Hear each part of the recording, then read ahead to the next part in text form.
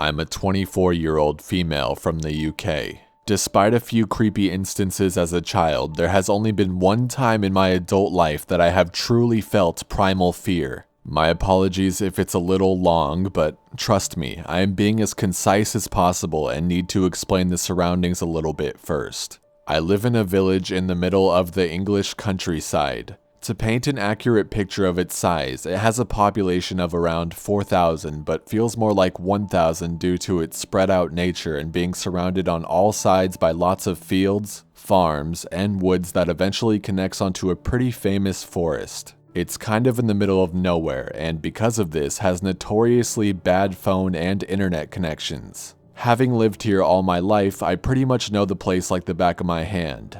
I know where all the public footpaths through the woods and fields are, where they connect, which are shortcuts, where to cross deep streams, etc. I have gone on walks in this area throughout my childhood with my parents and alone as an adult. Nothing bad had ever happened. I felt safe here. This story takes place last summer in July after I moved back home from university and had yet to get a job and smoked a lot of weed. A habit my parents despised and which I tried to keep hidden from them by going for evening walks, which included multiple pre-rolled joints hidden away in my hoodie pocket. As usual, they both got home at 5 p.m. We had dinner but chatted for a while longer than usual as my mom had quite a hectic day and was telling me about it. Because of this, I ended up heading out for my walk an hour later than usual, around 7 p.m. But as it was summer, the sun was still shining, so honestly, I didn't really notice that it would start getting dark while I was still out. The woodland closest to my house is less than 5 minutes away and you enter through a gate into a farmer's field. You can see across the open area quite far until the first set of small woods obscures your view. That's where I was heading, as I knew this track takes under 2 hours and leads back onto the same path I was standing on now. More than enough time to smoke the 3 joints in my pocket and for the smell to leave my clothing, I thought. This entire area is very popular for dog walkers, so it's not unusual to see other people around while you're out, and this is a village where everybody says hello to everybody. I lit my first joint and started walking. I'm just in my own world for a while until I was less than 100 feet before the entrance to the woods. An elderly man was coming out of them throwing a ball for his collie dog. I finished my joint and stubbed it out. As I got closer, I recognized it was John, who lived on the road next to mine and knew my grandpa. We stopped and said hello as I pet his dog Max. While talking to him, I see another man come out of the woods. No dog, bright green jacket, very tall, and had a good 10 years on me age-wise. Me and John chat for another minute and say goodbye, and he warns me not to stay out here for too long as it will start getting dark soon.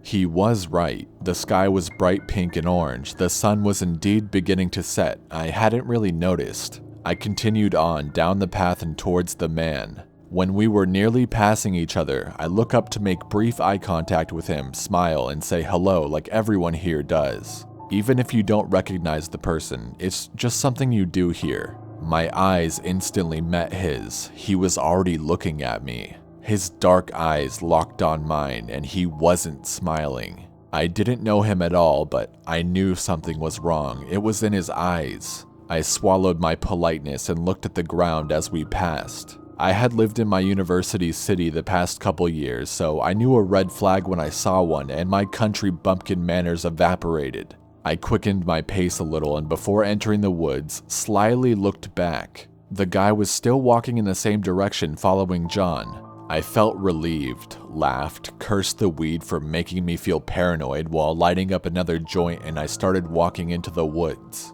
It takes about 30 minutes to follow the path through the woods to the end. The pathway exit opened into another field that led to another set of woods. The sky was now violet, the dimming light having been obscured to me by the trees. I was already smoking my last joint and was near the entrance to the second set of woods when I felt it. Fear. Complete, crippling, absolute fear worked its way like electricity through every layer of flesh. I'd never felt anything like it before or since, but I knew what it was. I whipped around.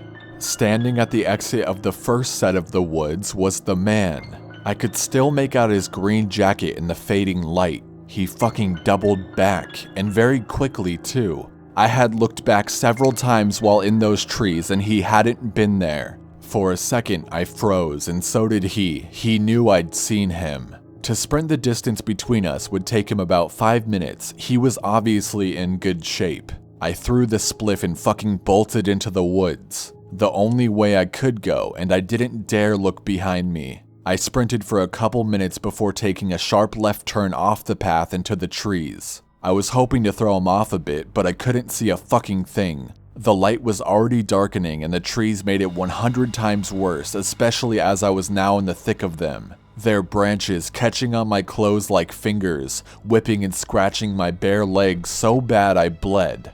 I ran and ran, my lungs protesting in pain, hating me for smoking so much while my heart was throwing itself against my ribcage trying to escape. I couldn't anymore. I threw myself on the ground behind a particularly thick trunk, my back against it, knees to my chest, hand thrown over my mouth to stifle my labored breathing, desperately trying to pump air into my lungs for the next sprint. I listened for the first time. A few seconds pass silently. Then I hear him. Heavy footfalls snapping twigs behind me and about 20 feet to my left. I dare not look in case he sees me. I have my phone, but I know I have little chance of signal being where I was. And I knew he'd hear me talking or see the light from my phone. I'm not ashamed to say at this point I start to cry, the tears falling silently down my cheeks. "What the fuck?" I hear a deep voice exclaim. "Where are you? I know you're here, I saw you." I have to clasp both hands around my mouth to stop my scream escaping. I can hear him moving around. I panic and I find enough courage to slowly peek from behind the tree. He was about 10 feet behind me, less than 20 feet to the left with his back to me. I moved back and my eyes searched the area around me. I pick up a pretty heavy rock and I carefully check on him again. His back is still turned, but he's searching through the trees, hunched down lower to the ground now. I make a snap decision and with everything I had left, I threw the rock behind me and to the right. It clattered through the branches of the trees and made one hell of a noise. I watched him immediately bolt in its direction, laughing. He fucking laughed. I paused a little, hearing his footsteps get quieter until I thought I wouldn't be so visible to him if I moved and threw myself forward. I ran, trying to put as much distance between us as possible, but I was also aware that I was getting further and further away from my house. I knew there had to be a stream somewhere close. If I found this stream, I could follow it as it borders the land and ran parallel to some of the footpaths. I ran and ran until the trees finally cleared and I could just make out another field through them on the other side. I thank God and push myself a little bit further till I'm out of the trees and the ground disappears from below my feet and I go head over shoulders down this stream embankment. I crash into the water below, my open mouth and lungs filling with muddy water. As I splutter it out, I feel both relieved to have found the stream and terrified that he's heard me. My phone is now ruined. I slowly make my way downstream as quiet as possible, listening out for him the whole time as the stream borders the woods, looking up periodically just in case.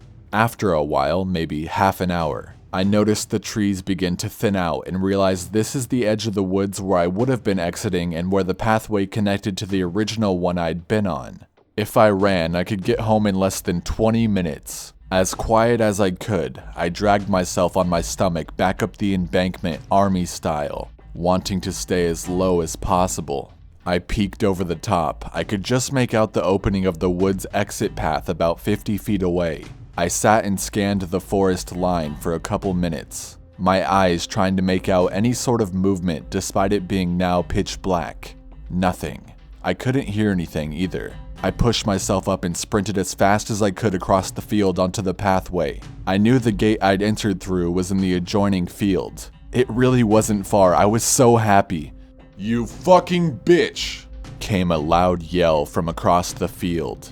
I swear my legs nearly gave out then and there. He had been waiting for me. I turned my head and saw him full-on sprinting out of the woods. I screamed and pushed myself further, tears coating my face. All I could do is run.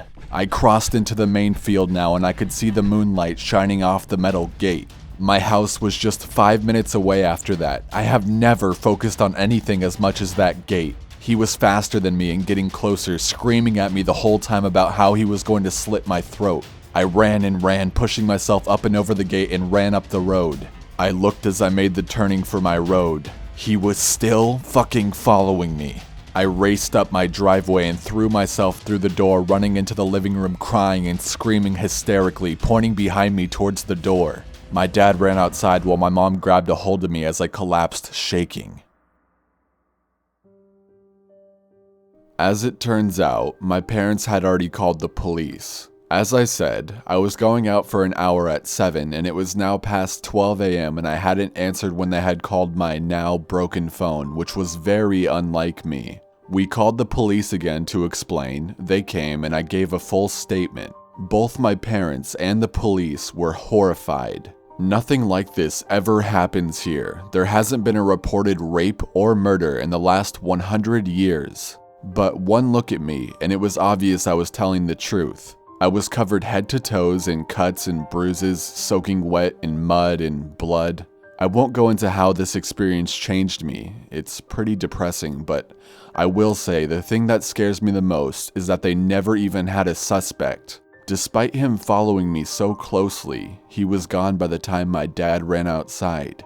That guy is still out there, and who knows what he is really capable of.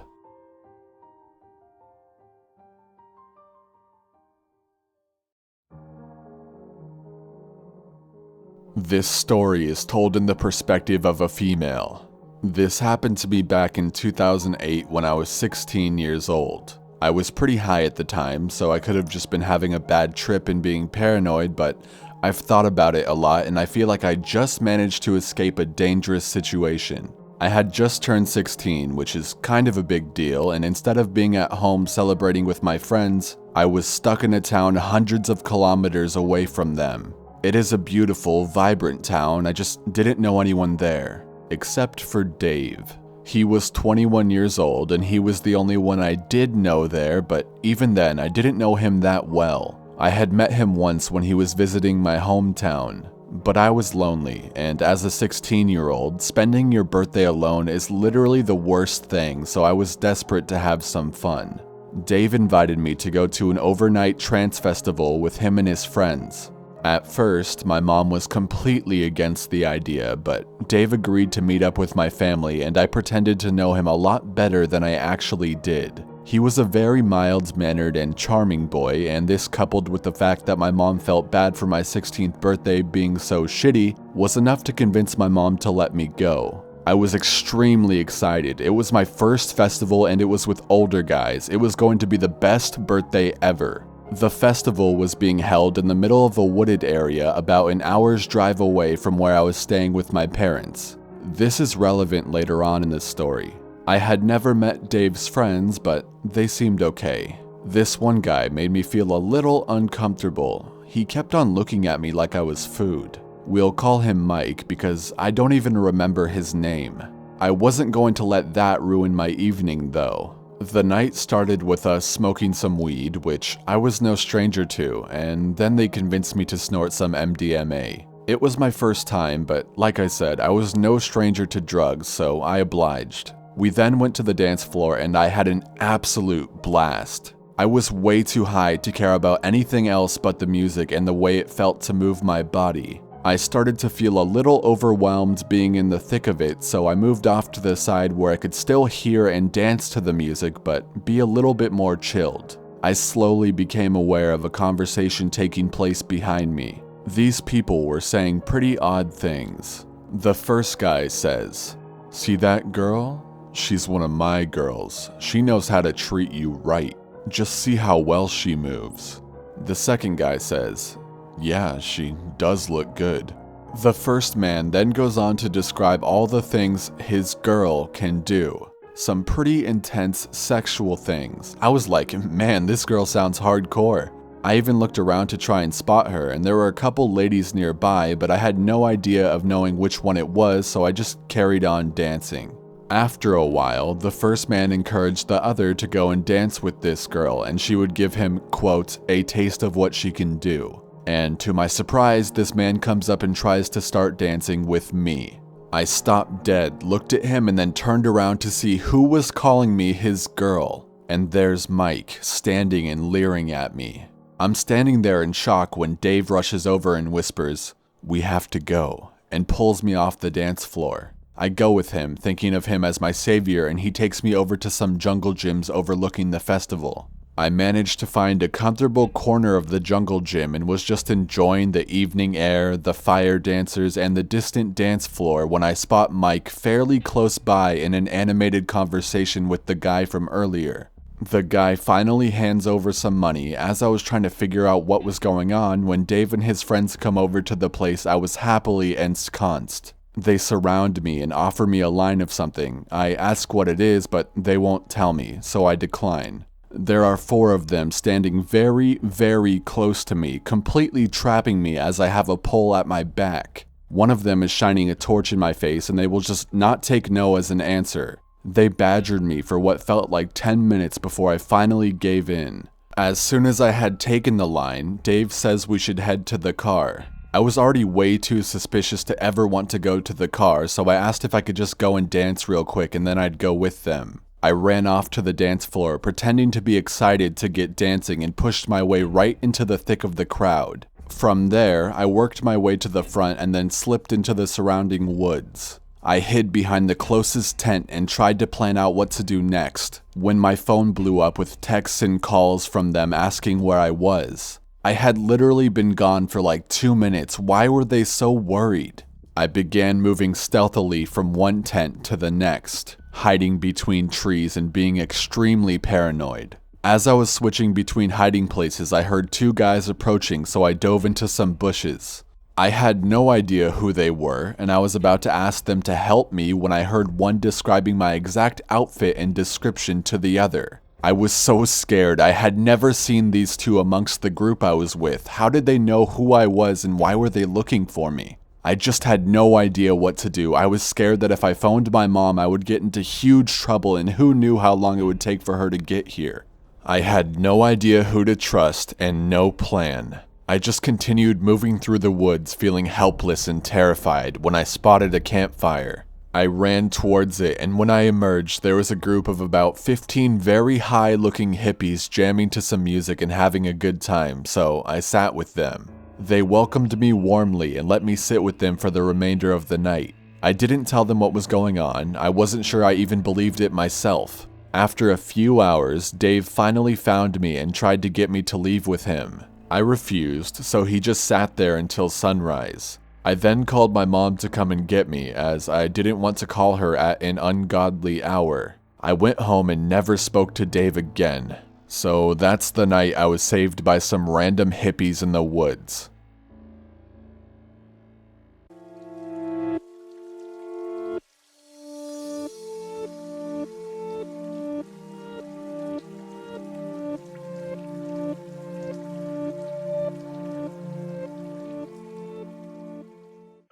Hey everyone, hope you enjoyed the video. I just wanted to quickly share with you guys some things that are going on in the future. So for one, there's going to be a huge collaboration video with at least 12 other horror-related YouTubers. The collaboration video will be going up on Rob Dyke's channel in the future. I don't know how much else I'm able to talk about, but yeah, that's happening. Make sure you're following me on Twitter for more updates on that and just everything else in general. Also, that new shirt design I was talking about got done. Here's what it looks like. I'll have the link for it in the description along with the artist's information, who you should definitely follow. Anyways, that's it. I hope you liked the video. I made a few slight changes to visuals and tried to choose a different type of music at some parts. If you caught that and enjoyed it more than the usual stuff, please let me know. Stay safe and have an awesome day.